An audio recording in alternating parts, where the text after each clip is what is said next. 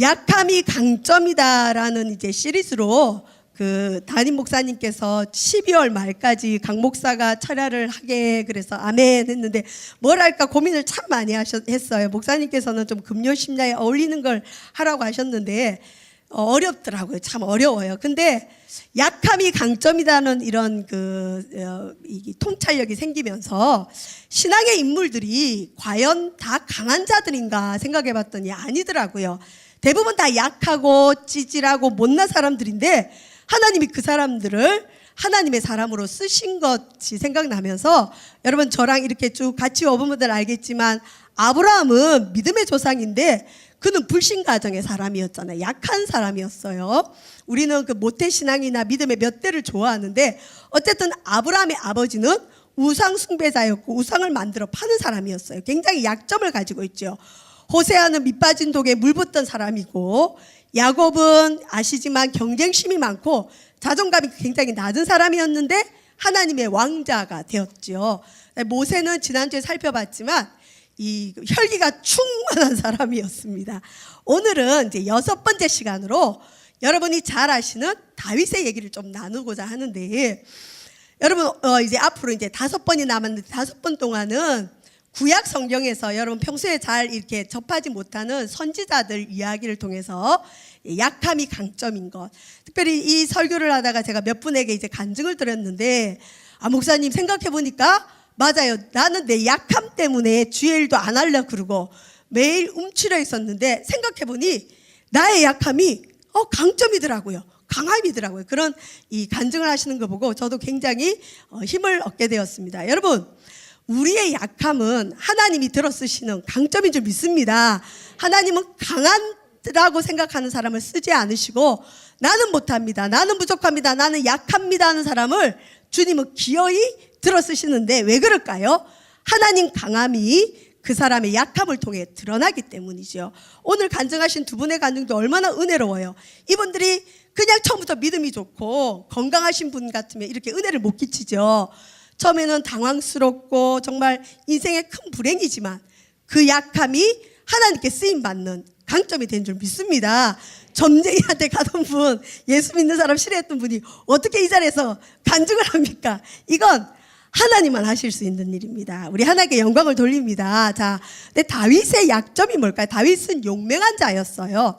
그리고 다윗은 그 바디메오가 예수님을 부를 때도 다윗의 자손 예수여라고 부를 정도로 이 다윗 하면 지금도 유대인들은 메시아의 모델로 생각하고 메시아가 온다면 다윗 왕과 같은 사람일 거다라고 이렇게 보고 있습니다. 그리고 다윗은 사도행전에도 보면 하나님 마음에 합한 사람, 하나님과 굉장히 좋아하는 사람으로 등장을 합니다. 그런데 이 다윗이 과연 이렇게 강하고 좋은 면만 가지고 있을까요? 아닙니다. 다윗은 성경에 보면 이제 부모가 버린 자로 나옵니다. 다윗이 부모가 버린 자가 나오는데 우리 오늘 본문은 시편 27편 1절과 10절입니다. 자, 한번 본문 읽어보겠습니다. 시작. 여호와는 나의 빛이요 나의 구원이시니 내가 누구를 두려워하리요. 여호와는 내 생명의 능력이시니 내가 누구를 무서워하리요. 내 부모는 나를 버렸으나 여호와는 나를 영접하시리다. 아멘. 시편 27편은 다윗의 시로 나옵니다. 다윗이 썼는데 다윗이 얼마나 두렵고 떨렸던지 이렇게 선포합니다. 1절에 여호와는 나의 빛이고 나의 구원이시니 내가 누구를 두려워하리요. 여호와는 내 생명의 능력이시니 내가 누구를 무서워하리요. 이 말은 반어법으로 그만큼 무섭다는 뜻이 돼요. 근데 하나님 때문에 지금 참습니다. 이깁니다. 그리고 10절에는 내 부모는 나를 버렸으나 주는 나를 영접하십니다.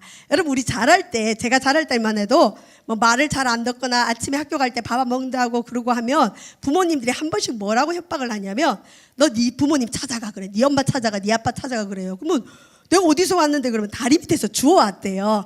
말 안 들으니까 원래 네 부모한테 돌아가라 그래요. 진짜 우리 부모님이 날 버렸나? 그런 생각이 들 때 있었죠.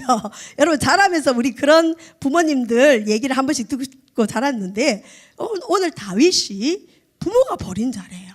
이 성경에는 구체적으로 나오진 않지만 다윗 스스로가 고백하기를 자기는 내 부모는 나를 버렸다라고 얘기합니다. 그 버림이 우리가 나중에 생각해 보겠지만 실제로 성경에는 다윗의 부모가 다윗을 버린 장면은 안 나옵니다. 그런데 버린다는 의미가 그 심리적으로 버리고 그냥 삶 속에서 방치하는 것도 버림이죠. 부모님이 있지만 부모님 역할을 해주지 못하면 버림과 마찬가지입니다. 오늘날 우리나라에도 이제 기독교가 자리 잡을 만하고 특별히 이제 상담이나 내적 치유가 자리 잡을 만한데도 불구하고 여전히 이 혼탁합니다. 그래서 심리학을 연구하는 어떤 분들은 심리학이 교회 안에 필요하다. 또 교회 성경을 연구하는 분들은 교회가 그렇게 연약하냐, 심리학에 물들어서 되겠느냐, 뭐 이런 얘기들이 있는데 저는 둘 다 필요하다 생각해요. 왜냐하면 성경은 하나님에 대한 얘기를 하지만 동시에 사람에 대한 얘기를 하고 심리학은 학문적으로 사람의 마음을 많이 이렇게 만져주는 일을 하는데 두 가지 다 쓸 수 있다면 좋은데 오늘 어쨌든 다윗은 부모에게 버림받은 자입니다. 우리나라에도 부모에게 버림받은 정서를 갖고 있는 사람들이 참 많습니다. 요즘 외롭다는 분들, 흔히 우울하다는 분들, 그 다음에 삶의 무기력증을 갖고 있는 분들이 어떤 삶의 지지가 필요할 때 부모님이나 형제로부터 그걸 받지 못해서 영적 고아와 같이 육체적 고아와 같이 외로워하는 분들이 굉장히 많습니다. 그리고 우리나라는 좀 유독 그 아버지 학교, 어머니 학교, 부부 학교 뭐 이런 게 다 있는 이유가 내적 치유인데 이게 필요하다 그래요. 왜 필요하냐? 지금 막 우후죽순으로 상담도 너무 많아서 문제긴 하지만 혼탁하긴 하지만 우리나라는 전쟁 다음 세대예요. 지금 우리 젊은 분들의 부모님은 이 전쟁 다음 세대고 그 부모님들은 전쟁을 겪은 분들이에요. 전쟁은 우리가 상상할 수 없는 일이라고 생각합니다. 저도 전쟁을 안 겪어봐서 모르지만 전쟁하면 끝나는 겁니다. 그리고 그 폐허더미에서 도대체 뭘 먹고 살 거예요? 죽느냐 사느냐의 문제 속에서 우리 부모님들이 쥐꼬리 팔아서 우리 살리고 그죠? 옛날에는 저기 오물도 외국에 수출을 했대요. 그러니까 아주 밑바닥에서 우리를 먹여 살렸어요. 정말 가난할 때. 그러니 그 부모님들은 삶이 힘들잖아요. 나가면 일을 해야 되고 죽도록 일을 해야 되고 집에 돌아와도 애들은 많고 그러니 먹여만 주고 공부만 시켜줘도 좋은 부모님인데 말은 험하잖아요. 삶이 너무 피폐하니까. 그러니까 은연중에 양육 시기에 있는 자녀들에게 해서는 안 될 말도 하고 뭐 심심하면 집 나가 죽어 뭐 이런 말도 하는 분들도 봤고 하여튼 이상한 부모님들이 많았어요. 자녀들을 축복하기는커녕 막 자녀를 윽박지르고 뭐 어쩌고 저쩌고 하는 부모님들이 많았어요. 거기서 자라다 보니까 이 부모님이 어떻게 자녀를 사랑하고 또 남편이 부인을 어떻게 사랑해야 될지 실은 모델링이 없대 우리나라는. 그런데 이제 우리나라가 한강의 기적이 일어났잖아요. 잘 먹고 잘 살잖아요. 그러니 우리 자녀들은 우리는 사실 저 위까지는 부모님이 그냥 먹여주고 학교 공부시켜주면 그걸로 고마운 거예요. 왜? 고생하는 걸 아니까. 근데 여러분 자녀들은 여기 좀 연세 드신 중년 이상의 자녀들은 먹여만 줘도 고마운 줄 몰라요. 먹을 게 너무 많으니까. 그리고 당연히 먹는 건 줄 알아요. 얘네들이 소세지를 안 먹어봐야 돼요. 계란 후라이도 확 뺏어버려야 돼요. 근데 요즘 애들이 그거 먹나요? 옛날에 저 자랄 땐 그게 최고의 도시락 반찬이었어요. 근데 먹을 게 너무 풍성하니까 잘 먹는 걸 너무 당연히 생각하는 거예요. 요즘 젊은이들은 회개해야 돼요. 너무 부유하게 자랐고 아주 잘난 줄 알아. 아니 먹을 거 한 10일만 안 줘봐요. 부모님한테 와서 납작 엎드리게 먹여만 주십시오. 그럴지 몰라요. 그리고 학교도 보내주죠. 그리고 부모님들이 못 해본 게 많기 때문에 한이 맺혀서 우리 부모님은 나한테 못 해준 걸 나는 내 자녀에게 잘해줄 거라고 다 해주다 보니까 이게 아이들을 망쳤어요. 여러분 죄송한데 부모가 자녀가 효도하게 만들려면 자녀를 좀 못되게 굴어야 돼요. 잘해주면 안 돼요. 너무 잘해주니까 귀한 건 모르고 부모님이 함부로 여기는 거죠. 어쨌든 이런 시대다 보니까 지금 우리 자녀들은 먹여주는 것만으로는 안 돼요. 학교 공부 당연해요. 부모님에게 따뜻한 말 듣고 싶고 지지의 말을 듣고 싶은 거예요. 근데 우리 지금 중년 이상의 부모님들 그걸 못 배웠잖아요. 그러니 아버지 학교, 어머니 학교, 뭐 알파, TD, DMT 통해서 부모로서 내가 어떻게 해주고 또 나는 못하니까 하나님의 능력을 받아서 해주는 훈련을 실은 해야 된다고 합니다. 이게 한 세대가 지나고 나면 우리 지금 자라나는 청소년이나 청년들은 부모님한테 잘 배워서 앞으로 또 좋은 부모님 될 줄 믿지만, 실제로 우리나라도 이 기독교가 왜 이렇게 혼탁하냐 보면 이 믿음의 뿌리나 정서가 불안정한 분들이 굉장히 많습니다. 그리고 실제로 저도 만난 분 중에 분명히 신앙이 좋은데 늘 외롭대요. 늘 허전하대요. 우울하대요. 그리고 견딜 수 없는 좌절감을 맛본대요. 근데 그런 분들이 대부분 어떤 부모에게 당연한 지지가 있을 때 잊지 못하거나 그런 좌절감이나 유기되는 거, 버려짐을 당한 그런 상황이 있지 않았을까 하는 생각을 해봅니다. 어쨌든 다윗도 그런 사람이었습니다. 자, 여러분, 다윗이 기름 부음 받을 때 상면을 아실 거예요. 다윗은 이스라엘 나라의 이제 그 첫째 왕이 사울이었는데 사울이 하나님께 불순종했어요. 그래서 하나님이 사울을 버려버렸습니다. 그리고는 사무엘에게 찾아와서, 선지자 사무엘에게 찾아와서 내가 사울을 버려서 이스라엘 왕이 되지 못하게 하니까 너는 이세, 유다 베들레헴에 이세라는 집안에 가서 그를 제사에 청해라. 그리고 그 아들들 중에 내가 구약 성경에 기름 부음을 받다. 이 기름은 참기름, 들기름이 아니고 신성하게 구별한다라는 의미로 기름 부음을 받는 직분이 3개 있어요. 왕, 제사장, 선지자. 그러니까 신성한 기름을 부어서 선지자가 기름을 부으면 이 그 하나님의 능력이 전수되는 겁니다. 그 이스라엘의 왕을 삼아라. 그리고 사무엘을 보냅니다. 사무엘이 기름불병에 기름을 채워가지고 이제 이세 집에 가서 이세라는 사람에게 너의 아들들에게 하나님이 하실 일이 있다. 너의 아들들을 오늘 여호와께 드리는 제사에 다 초대하라고 이세에게 사무엘이 명령했어요. 근데 사무엘이 어떤 사람입니까? 선지자 중에 선지자고 사무엘의 말이 하나도 땅에 떨어지지 않을 정도로 능력이 있었던 사람이에요. 그러니까 사무엘이 한번 움직이는 건 나라 전체가 움직이는 겁니다. 자, 이런 이세의 집안에 경사가 난 거예요. 경사가. 근데 이 그 이세라는 사람은 유다 자손인데, 여러분 유다 자손 중에 그 루스의 남편 이름이 뭐죠? 보아스. 보아스가 오벳을 낳고 오벳이 이세를 낳고 이제 이세가 다윗을 낳았는데, 자, 이제 그 사무엘을 중심으로 잔치가 벌어지고 제사를 드리는데 하나님께서 누구라고 알려주지 않고 이세의 아들 중에 내가 기름 부을 자가 있다. 왕이 있다. 내가 지시하는 그에게 너는 기름을 부어라. 그렇게 그것만 알려줬어요. 그래서 이세에게 이세의 아들들을 사무엘 앞을 다 지나가게 하시는데 처음에 딱 보니까 엘리압이라는 장자, 어느 가정이든 장남이 좀 유명하잖아요. 엘리압이 지나가는데 너무 용모도 멋있고 하나님이 세울 만한 아주 키가 크고 멋있는 아들인 거예요. 그래서 사무엘이 속으로 생각할 때, 아, 여호와가 기름 부을 자가 저자구나. 누가 봐도 손색이 없구나. 외모도 뛰어나고 아주 용맹해 보인다. 그렇게 딱 마음을 먹고 있는데 하나님께서 사무엘의 마음속에 그의 용모와 키를 보지 말라. 그리고 사람은 내가 보는 것은 사람과 같지 않는데 사람은 외모를 보지만 나 여호와는 중심을 본다 그러시는 거예요. 그리고 하나님께서 더 심각한 얘기를 하십니다. 내가 이미 그를 버렸다. 여러분, 주의 종들은 흔히 신령하다 생각하잖아요. 그리고 주의 종들이 저 사람 괜찮다 그러면 다 괜찮은 줄 알아요. 근데 여기 보세요. 사무엘도 실수하잖아요. 하나님이 알려주기 전에 하나님이 버린 엘리압을 이스라엘 초대 왕으로 보인 거예요. 근데 하나님이 아니라고 한 겁니다. 여러분, 주의 종과 선지자를 의뢰하는 것은 필요하지만 너무 믿지는 마세요. 그리고 주의 종들도 한 번씩 착각을 해요.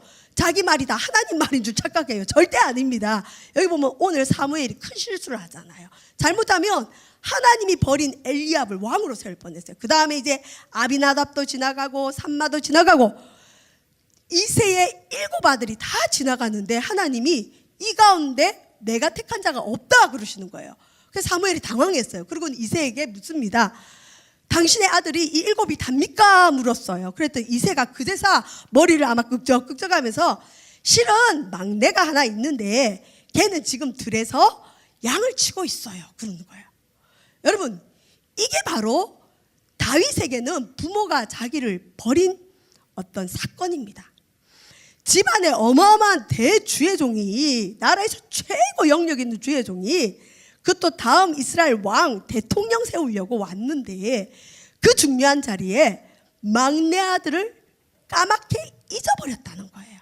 저는 이불로 뺐다고는 생각하지 않는데 어쨌든 부모가 평소에 다윗을 굉장히 하찮게 보고 무시하고, 그러니 다른 7형들은 다 그 아버지와 함께 잔치에 있는데 이 다윗을 들에 냅두고 알리지도 않은 거예요. 그러니까 어떻게 보면 다윗은 부모나 형제에게 존재감이 전혀 없는 사람이에요. 아버지가 어머니가 부르지 않으면 형들이라도 아니 다윗 있지 않습니까? 다윗도 데리고 와야죠. 그래야 될 텐데 어떻게 이 형제들은 아주 의리가 없어서 자기들만 그렇게 있네요. 다윗을 생각을 하지 않는. 근데 부모나 형제에게 존재감이 없던 이 다윗을 누가 기억하느냐? 하나님이 기억하는 거예요. 그래서 그제서 급히 이 들에 가서 다윗을 데리고 왔는데 하나님이 이 자가 그 자다. 그러면서 다윗에게 이 신성한 기름을 붓도록 하는 거예요. 이거는 왕이 된다는 징조입니다. 얼마나 어마어마한 일입니까? 그 부모님도 아차하고 그 형들도 아마 굉장히 시기 질투가 일어났을 거예요. 근데 어쨌든 부모에게 존재감이 없고 형들에게 존재감이 없는 이 다윗이 하나님께는 어마어마한 존재로 사울 때문에 망하기 직전인 이 이스라엘을 다시 세울 왕으로 하나님은 그를 선택하였습니다. 그러면 다윗이 인생이 행복했느냐? 저는 그렇게 보이지 않아요. 다윗의 인생이 참 여러분 고달픕니다. 여러분 여기 혹시 고달픈 인생을 사는 분들이 계시다면 할렐루야 하십시오. 여러분이 다윗처럼 하나님 마음에 합한 자인 줄 믿습니다. 시편의 대부분의 시들을 다윗이 썼다고 보는데 특별히 시편 3편 1절에는 이런 말이 있어요. 다윗이 오죽 아버지가 못났으면 자기 아들에게 쫓깁니까? 압살롬이 반역을 일으켜서 아들에게 쫓겨서 도망자가 될 때 이때도 다윗은 아이고 이 못난 애비, 아이고 내가 얼마나 부족하면 우리 아들이 날 이렇게 무시하고 날 대적할까가 아니라 다윗은 어떤 상황에서도 하나님을 찾아요. 그래서 3편 1절에 보면 여호와여 나의 대적이 어찌 그리 많은지요 일어나 나를 치는 자가 많으니이다. 근데 이런 고백이 시편 곳곳에 많이 나옵니다. 다윗은 어디 가도 대적이 있는 거예요. 다윗을 싫어하는 사람들이 있고 다윗을 죽이려고 하는 사람이 있고, 심지어 다윗이 그 친구가 병들었을 때 금식했는데 그 친구는 다윗을 죽이려고 하는 그런 친구도 있었고, 그러니까 다윗은 대적이 굉장히 많았습니다. 근데 여러분 대적이 많다는 뜻은 뭘까요? 그만큼 다윗은 하나님을 의지하지 않으면 살 수 없는 사람, 그래서 기도를 많이 하고 기도를 많이 했기 때문에 하나님의 도우심을 받은 자입니다. 다윗이 만약 아버지가 좀 그를 잘 돌봐주고 엄마도 그를 잘 돌봐주고 형들도 다윗 편이 됐다면 어려움이 있을 때 형들도 좀 찾고 부모님도 좀 찾을 텐데, 다윗은 어떻게 보면 가족에게 존재감이 전혀 없던 사람이기 때문에 찾을 사람이 하나님밖에 없는 거예요. 그리고 들에서 양을 칠 때 사람이 없잖아요. 양하고 다윗밖에 없어요. 말 섞을 사람도 없어요. 얼마나 외롭고 처절하겠습니까? 아니 왜 다윗 혼자만 둡니까? 형들이 7이나 있는데 그중에 몇 명도 같이 보내지. 근데 다윗 혼자 그 양을 치게 하면서 이 사람 취급을 한 게 아니죠. 어떻게 보면 얼마나 그 외로운 시간 속에서, 여러분 성경 읽어보면 알겠지만 다윗이 양을 칠 때 사자나 곰이 한 번씩 다윗의 양들에게 오는 거예요. 말이 그렇지 사자하고 곰하고 인간이 싸우면 누가 이겨요? 사자나 곰이 이기죠. 근데 이 다윗은 그 들판에서 의지할 거라고는 하나님밖에 없으니까 그 들판에서 아무리 소리쳐도 부모님이 쫓아오겠어요? 못 쫓아오죠. 그러니 오직 거기선 죽기 아니면 살기로 하나님께만 의지하니까 하나님의 힘을 의지해서 이 인간 다윗 소년이 사자도 찢어 죽이고 곰도 찢어 죽여서 이 사자와 곰에게 뺏길 만한 양을 빼앗아오고, 무엇보다 다윗은 왕이고 목자이지만 여러분 시인이에요. 다윗의 시들은 아름답기도 하지만 굉장히 처절해요. 막 어떨 시는 피가 거꾸로 쏟는 것 같아요. 근데 그런 시가 어디서 나왔을까요? 다윗의 그 버림받은 세월과 같은 들판에서 처절한 외로움 속에서 하나님을 찾다 보니까 그것이 기도가 되고 그것이 노래가 되어서 지금까지도 전 세계적인 베스트셀러인 성경의 시편의 기자로 다윗이 있는 겁니다. 그러니까 다윗은 어떻게 보면 행복한 인생의 조건을 갖고 태어난 사람은 아니에요. 참 대적도 많고 불쌍한 사람이었어요. 좀 불쌍해야 돼요, 이 다윗은. 자, 근데 이 더 나아가선 다윗이 그 오늘 본문 27편 1절에 보면 여호와는 나의 빛이요 나의 구원이시니 내가 누구를 두려워하리요 여호와는 내 생명의 능력이시니 내가 누구를 무서워하리요 악인들이 내 살을 먹으려고 내게로 왔으나 나의 대적들 나의 원수들인 그들은 실족하여 넘어졌도다 이렇게 얘기합니다. 이만큼 다윗은 어려움을 많이 겪었고 위험할 때가 많습니다. 그런데 여러분 저도 그렇고 여러분도 그렇지만 급한 일 있을 때 어려울 때 누가 제일 먼저 생각나요? 솔직히 하나님도 생각나지만 하나님은 눈에 안 보이잖아요. 일단 하나님 생각하고 기도하고 그 다음에 제일 먼저 전화하는 데가 어디예요? 부모님, 그 다음에 형제 자매, 또 믿음의 동력자들, 가족을 찾는 게 인간의 본성입니다. 그런데 아까도 얘기한 것처럼 다윗은 찾을 가족이 없어요. 오죽하면 다윗이 자기 시에다가 내 부모는 나를 버렸으나 여호와는 나를 영접하시리이다. 어떻게 이런 말을 해요? 다윗의 부모가 들으면 보면 이거 얼마나 부끄럽겠어요. 근데 다윗이 느끼기로는 내 부모는 나를 버렸구나. 버렸으니까 내가 이렇지 하는 생각을 하고 살았던 거예요. 형들은 어떻다고요? 형들은 더해요, 더해. 아주 나빠요. 여러분 이제 이 사울 왕 때 여러분 알겠지만 골리앗이라는 이 장수가 등장합니다. 그리고 골리앗이 날마다 40일 동안 나와가지고 이스라엘과 하나님을 막 모욕하는 거예요. 근데 하필 이때 또 아버지 이새가 다윗의 형 3명이 군대에 전쟁에 나갔나 봐요. 엘리압, 아비나답, 삼마가 전쟁에 나갔는데 아버지가 걱정되는 거예요. 그래서 다윗 막내를 불러다가 너 형들에게 이 음식 좀 가져다 주라. 그러고 곡식 한 에바와 떡 10덩이를 다윗에게 주고 또 치즈를 줍니다. 오늘날 김영란법에 걸리는지 모르겠지만 이거는 사령관에게 갖다 줘서 네 형들 좀 잘 봐달라고 하고 형들 안부 좀 묻고 와라. 그러고 다윗을 보내요. 또 심부름만 하는 거죠. 어떻게 보면 다윗이. 근데 심부름하러 딱 전장에 갔는데 이 골리앗이라는 거인이 날마다 나와서 이스라엘을 모욕하고 그 다음에 하나님을 모욕하는 거예요. 근데 다윗이 어떤 자입니까? 하나님을 너무 사랑하는 사람이잖아요. 그러니까 하나님을 모욕하는 말에 이 다윗이 막 이렇게 의분이 올라왔나 봐요. 자, 그래서 다윗이 그 주변 사람들에게 이런저런 얘기를 나누다가 우연히 뭘 듣느냐면 사울 왕이 저 블레셋을 싸워서 죽이는 자에게는 이러이러한 상을 주고 뭐 왕의 사위를 삼고 어쩌고 저쩌고 이런 상이 크다 포상이 크다는 말을 듣게 된 거예요. 다윗이 그걸 또 한 번 더 확인하고 싶어서 저 골리앗을 이기는 사람에게 뭘 준다 그러냐 이러고 얘기를 하고 있는데 큰형이라는 이 아버지 자리를 대신하는 엘리압이 기가 막힌 말을 합니다. 여러분 사무엘상 17장 28절을 한번 PPT 1번 한번 틀어주세요. 같이 읽어봅시다. 시작. 큰형 엘리압이 다윗이 사람들에게 하는 말을 들은지라 그가 다윗에게 노를 바라여 이르되 내가 어찌하여 이리로 내려왔느냐 들에 있는 양들을 누구에게 맡겼느냐 나는 내 교만과 내 마음의 완악함을 아노니 내가 전쟁을 구경하러 왔도다. 아니 큰형이 자기 막내 동생 어떻게 보면 아들 뻘한 막내 동생에게 하는 말이 뭡니까? 네가 여기 왜 왔느냐? 너 양을 어디 두고 이렇게 왔느냐? 너 양이나 치지 여기 왜 왔어? 전쟁 구경하러 왔지. 그러면서 형이 뭐라고 딱 다윗을 꼬집냐면 나는 너의 교만과 네 마음의 완악함을 아노니 네가 전쟁 구경하러 왔지. 여러분 솔직히 이런 말 들으면 어때요? 속에서 욱 올라와요. 지난주에 살펴봤던 모세처럼 혈기가 올라오겠죠. 아니 내가 뭘 교만해? 내가 뭐가 완악해? 내가 한 일이 없는데. 여러분 충분히 다윗이 섭섭하고 싸울 만해요. 여러분 형제간에 싸움 일어날 때 있지요. 말 때문에 싸워요. 나를 무시하네 어쩌네 저쩌네 막 싸움이 일어납니다. 자 큰형이 이 정도니 다른 형들은 보나 마나죠. 근데 놀라운 건 이 다윗이 기가 안 죽어요. 기가 안 죽습니다. 그리고 당당합니다. 그리고 이 형의 말 앞에 다윗은 더 큰 믿음을 가지는데 여러분 이런 형의 시비 앞에 다윗이 한 행동을 한번 볼까요?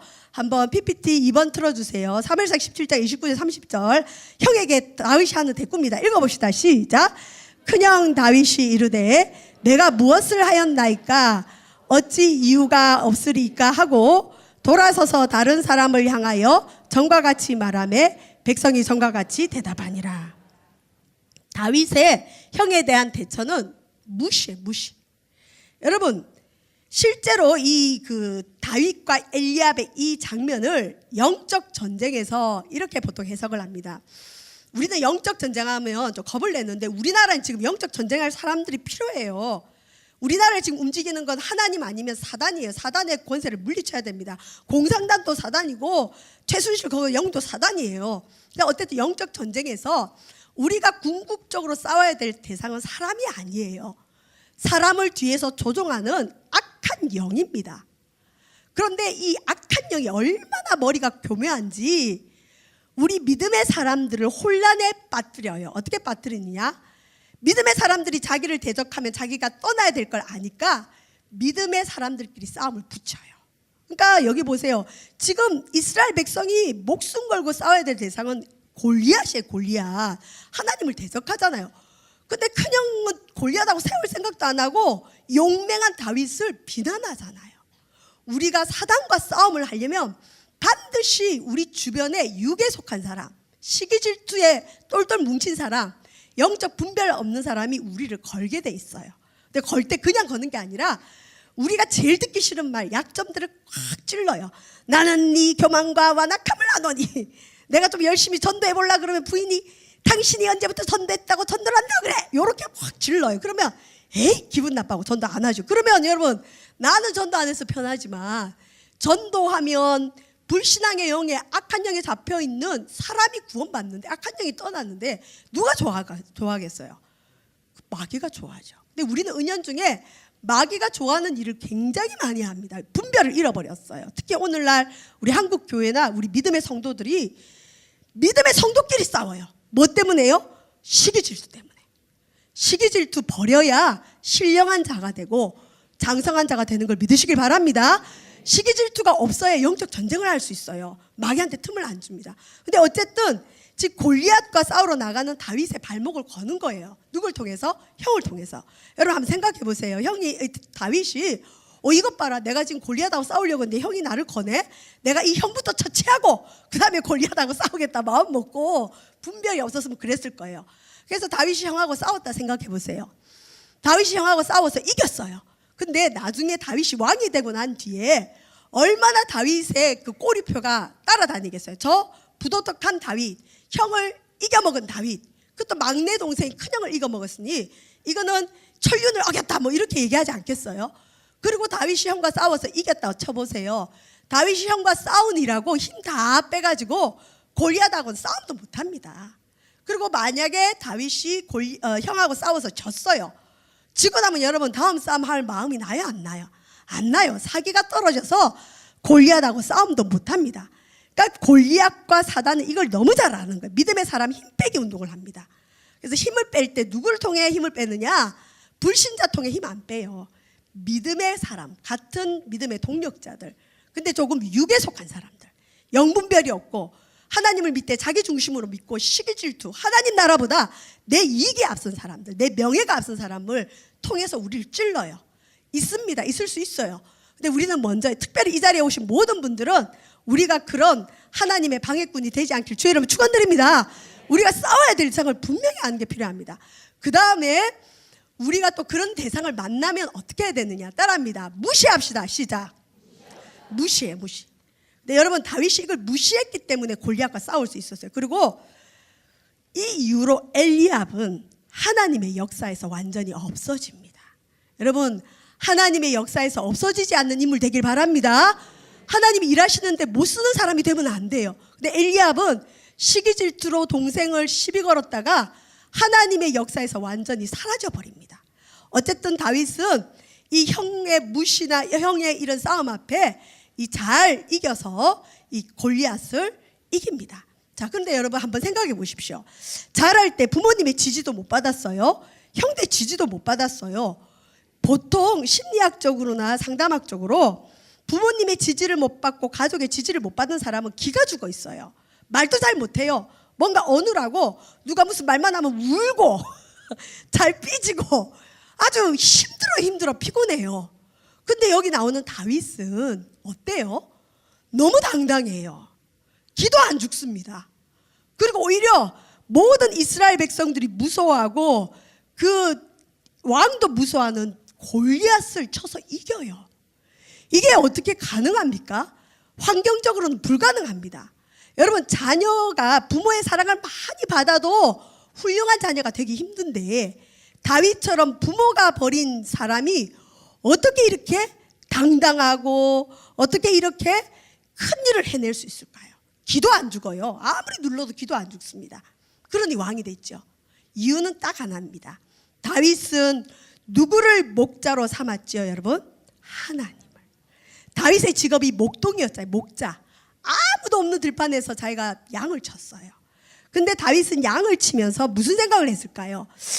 양에게 목자는 생명이구나. 여러분, 양에게 목자는 생명입니다. 양은 목자 없으면 죽습니다.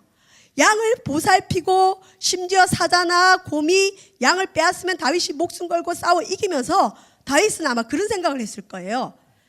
내가 이렇게 양을 돌보듯이 하나님은 나를 돌보시구나. 내가 양의 목자이듯이 하나님이 내 목자구나. 다윗은 하나님을 목자로 삼았어요. 근데 이 목자가 부모보다 더 뛰어난 것 같아요. 양의 생존을 제가 잘 모르지만 양은 어미 양이 새끼 양 안 돌보나 봐요. 양은 목자가 돌보나 봐요. 그래서 여러분, 사실 탄생한 시편이 뭡니까? 시대와 역사를 초월해서 끊임없이 읽혀지는 시편 몇 편이죠? 23편. 23편 1절 한 편 볼까요? 자, 읽어봅시다. 시작. 여호와는 나의 목자시니 내게 부족함이 없으리로다.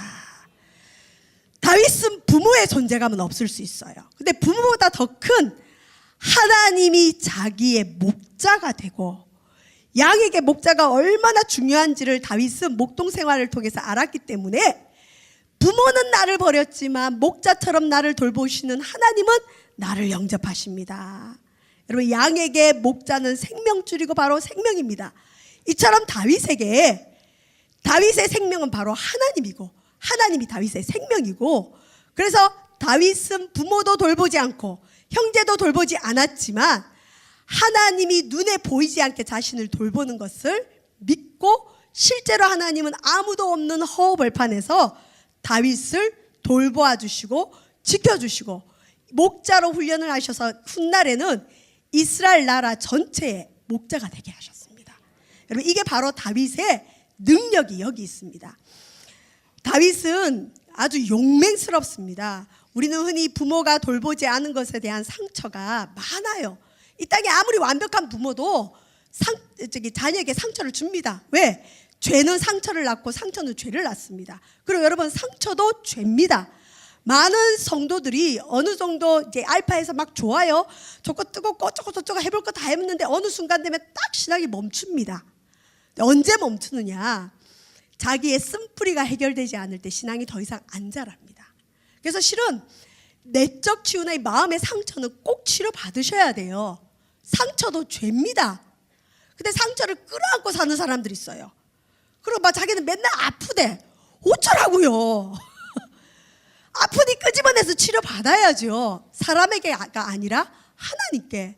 근데 대부분 신앙이 잘 자라다가 이 상처 딱 문제에 걸리면 하나님이 멈추게 하세요. 왜냐하면 자기 속에 쓴뿌리가 있으면 그 사람이 더 큰 지도자가 되거나 더 높은 사람을 이끌어야 될 리더 자리에 올라가면 그 사람의 쓴뿌리로 공동체가 병들고 그 조직이 병드는 걸 알기 때문에 하나님은 반드시 하나님이 쓰실 사람들의 상처를 치유하는 단계를 주는데, 그 단계 때 뭐가 일어나느냐? 신앙의 열정이 생기지 않아요. 신앙이 안 자랍니다. 상처가 딱 가로막혀 있어서.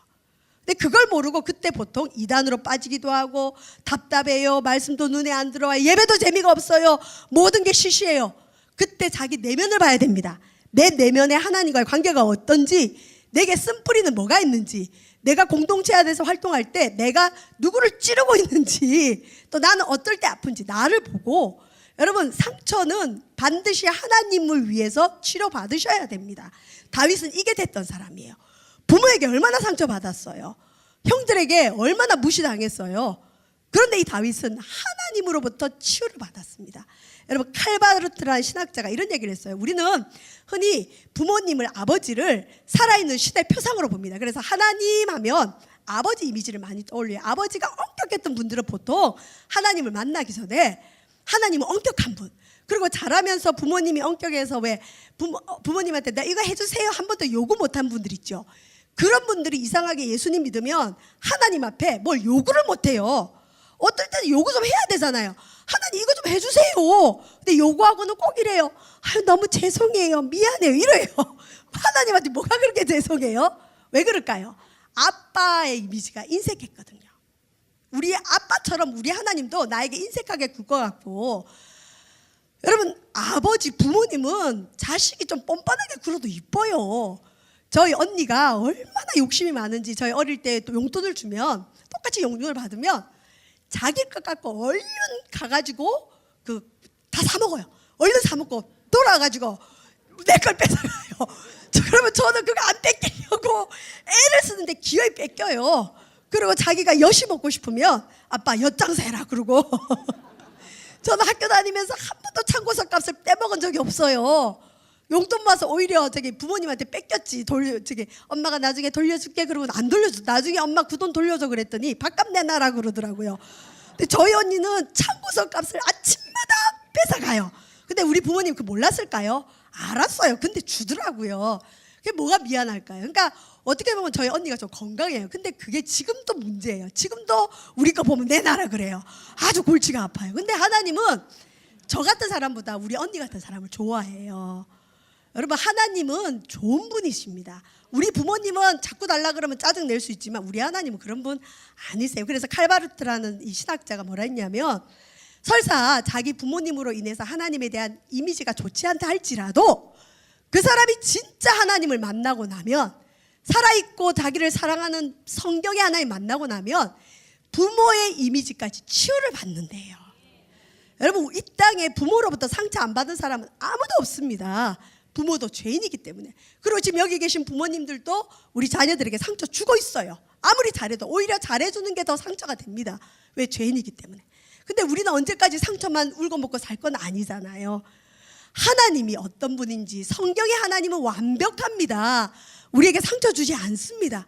그 하나님을 깊이 만나서 부모님이나 형제나 자라면서 환경 속에서 받은 상처를 다 치유받아서 다윗처럼 당당하고 용맹스럽고 상처의 흔적조차 찾아볼 수 없는 이런 강한 사람이 되시길 주의 이름 축원드립니다. 부모가 버린 사람은 약점이 있는 거예요. 부모가 버렸는데 누가 인정해줘요? 부모가 버린 사람은 어디 가도 무시를 당한다는 생각이 있어요. 근데 부모가 버린 건 어마어마한 약함이지만 다윗은 부모가 버렸기 때문에, 형들이 버렸기 때문에 다윗은 목숨 걸고 하나님만을 찾았던 것 같아요. 그래서 다윗은 부모가 버린 것이, 이 약함이 다윗의 강점이 되었습니다. 오늘날 그리스도인들이 더 이상 신앙이 자라지 않는 이유는 대부분 상처 때문입니다. 치유받으세요. 근데 사람에게 얘기해서 치유받는 것도 물론 중요하지만 한계가 있어요. 좋으신 하나님을 만나면 치료받습니다. 자아상이 회복되고, 그리고 하나님이 줄 수 있는 걸 사람에게 요구하면 가정이 깨지고 부부간에도 깨져요. 하나님만 줄 수 있는 걸 하나님께 받으시길 바랍니다. 예배를 통해서, 말씀을 통해서 깊은 하나님 만남으로, 여러분 부모는 버렸을지라도, 부모는 완벽하지 않았다 할지라도 우리 하나님은 완전하시고 완벽하셔서 우리의 목자로 우리의 부족함을 다 채워주시고, 다윗처럼 여호와는 나의 목자시니 내가 부족함이 없으리로다. 우리 부족함 없는 인생 살기를 바랍니다. 오늘날 우리 성도들이 너무 결핍이 많습니다. 너무 부족함이 많아요. 저는 이제 한국교회가 구원의 역사 이후에 성장이 멈췄는데 이제는 성숙으로 가야 되는데, 성숙으로 가려면 자기 내면을 좀 들어봐야 돼요. 내가 주례를 할 때 어떤 약점이 나오고 누구를 찌르고 있고 내가 공동체에 어떤 안 좋은 영향을 주고 있는지, 내 상처는 무엇인지 잘 봐서 하나님께 치료받아서 더 크게 쓰임받는 저와 여러분 되시기를 주의 이름으로 축원드립니다. 잠깐 기도하겠습니다. 내 부모는 나를 버렸으나 여호와는 나를 영접하시리이다 하신 다윗의 고백처럼, 하나님 부모님은 완벽하지 않아서 실제로 버리지는 않았지만 버린 것과 같이 존재감 없이 다윗을 키웠습니다. 그런데 그 다윗이 부모의 사랑받지 못하고 형제들의 지지는 받지 못했지만 들판에서 홀로 있을 때 하나님의 지지를 받고 하나님의 사랑을 받고 하나님의 능력을 받았습니다. 이 다윗이 이제 하나님의 사람이 되어서 이스라엘을 다스리는 왕이 되고 목자가 되게 하심에 감사함을 드립니다. 우리 또한 목자 되신 주님을 만나게 하여 주옵소서. 사람 찾아다니지 않게 하소서. 하나님만 주실 수 있는 것을 사람에게 구걸하지 않게 하여 주옵소서. 교회 불만이 생깁니까? 말씀을 봐도 눈에 들어오지 않습니까? 기도가 막힙니까? 우리 내면에 있는 죄를 보게 하소서. 상처를 보게 하소서. 쓴뿌리를 보게 하여 주셔서 하나님의 능력으로 치유받아 하나님께 쓰임받는 저희들 되어지도록 인도하여 주옵소서. 감사드리며 예수님 이름으로 기도합니다. 아멘. 이 시간은 말씀을 생각하면서 우리 오랜만에 찬송가 부르겠습니다. 주는 나를 기르시는 목자. 이 찬송 부르시면서 준비하신 예물로 하나님께 영광 돌립니다.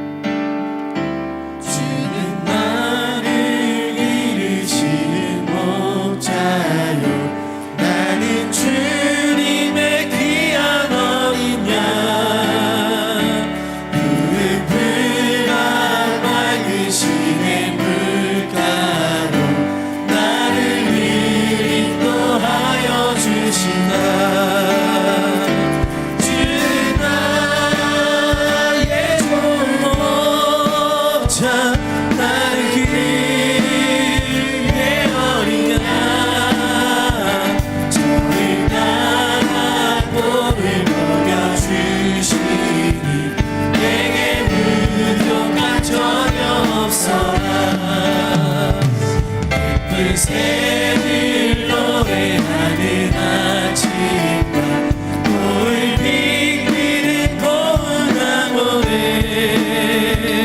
사랑하는 나의 목자 음성이 나를 언제나 불러주신다. 주는 나의 좋은 목자 나를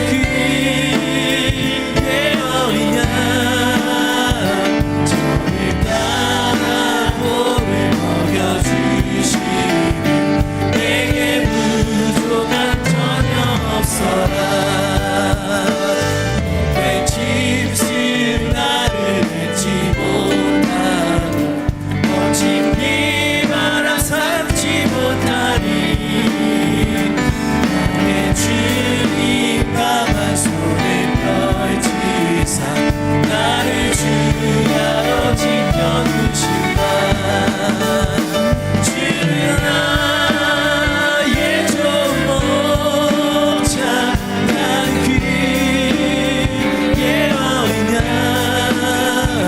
저를 따라 꼴을 먹여주시니 내게 부족한 전혀 없어라. 기도하겠습니다. 우리의 목자 되시는 하나님, 우리가 부족함이 없기를 원하시는데 우리는 너무나 목마르고 부족하고 피폐해지고 있습니다.